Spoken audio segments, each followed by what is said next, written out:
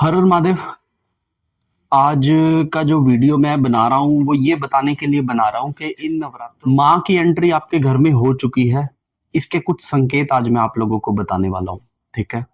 संकेत in the sense कि आपको पता लगेगा कि हमारे घर के अंदर जो माँ है उसकी एंट्री हो चुकी है, माँ के तत्व आ गए हैं और हम जो भी पूजा पाठ कर रहे थे वो हमारी सफल हो रही है। ठीक है।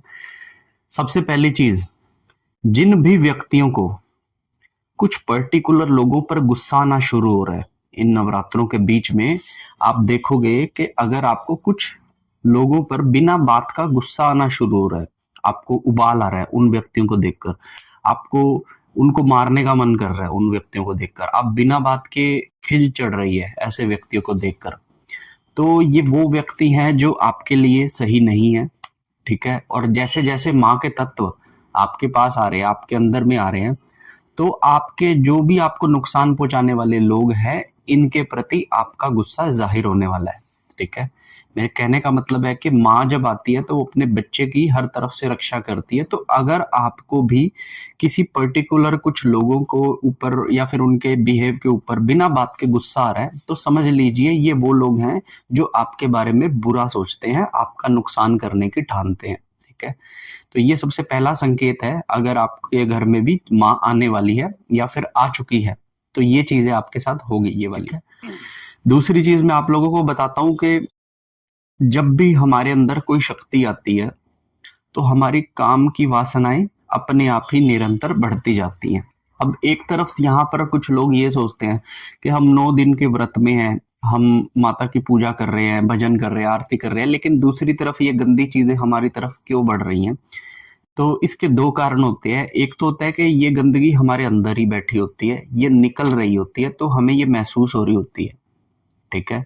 दूसरा कारण इसका ये होता है कि जब शक्ति हमारे अंदर बढ़ती है तो एक गुस्सा और एक काम वासना ये हमारे अंदर जरूर बढ़ेगी, क्योंकि ये दो शक्तियां, ये दो चीजें ऐसी हैं जो किसी भी बड़ी से बड़ी शक्ति का ह्रास कर सकती हैं।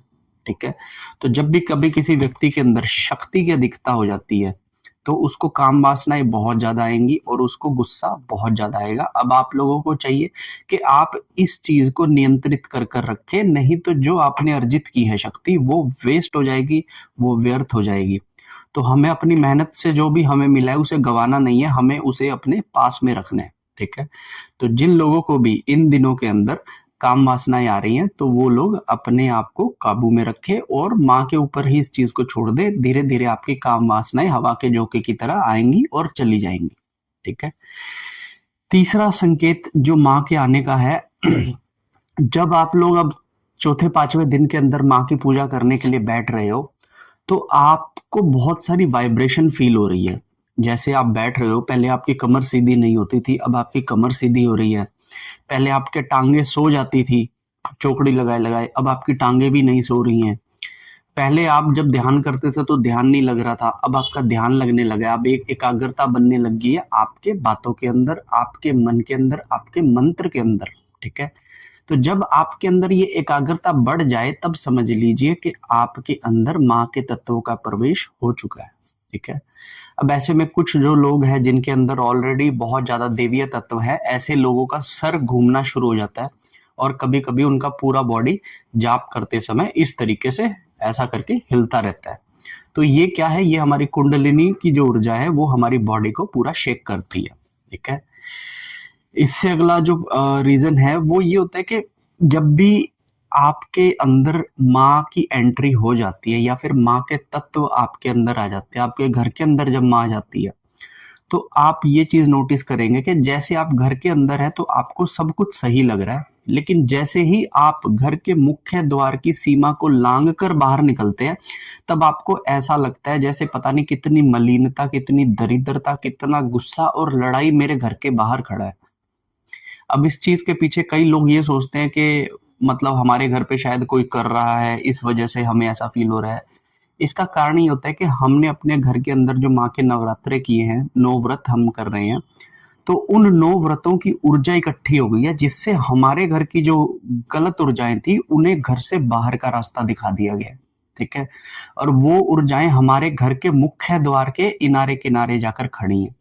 अब वो सोच रही हैं कि कब माँ की ऊर्जा यहाँ से खत्म हो और हम फिर से घर के अंदर एंटर करें, लेकिन माँ के तत्व उन्हें एंटर नहीं करने दे रहे।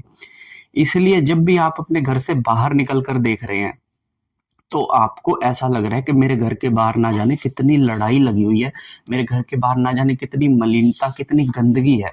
और कुछ लोगों को तो ये भी वहम हो जाता है कि मेरे घर के बाहर कोई टूना करके जा रहा है बार बार, जिसकी अनुभूति मुझे हो रही है। लेकिन इसका जो असल कारण है वो है माँ की ऊर्जा का घर के अंदर आ जाना, जिससे घर की जो नेगेटिविटी है वो बाहर जाकर खड़ी हो गई है। ठीक है, तो ये कुछ 4 चीजें मैंने आपको बताई हैं इन नवरात्रों के अंदर। अगर आपके साथ भी इन चारों चीजों में से कोई भी चीज अगर आपके साथ हो रही है तो समझ लीजिए कि माँ की एंट्री आपके घर में हो चुकी है। बाकी अगर आपका कोई प्रश्न है तो आप मुझे कमेंट कर कर पूछ सकते हैं।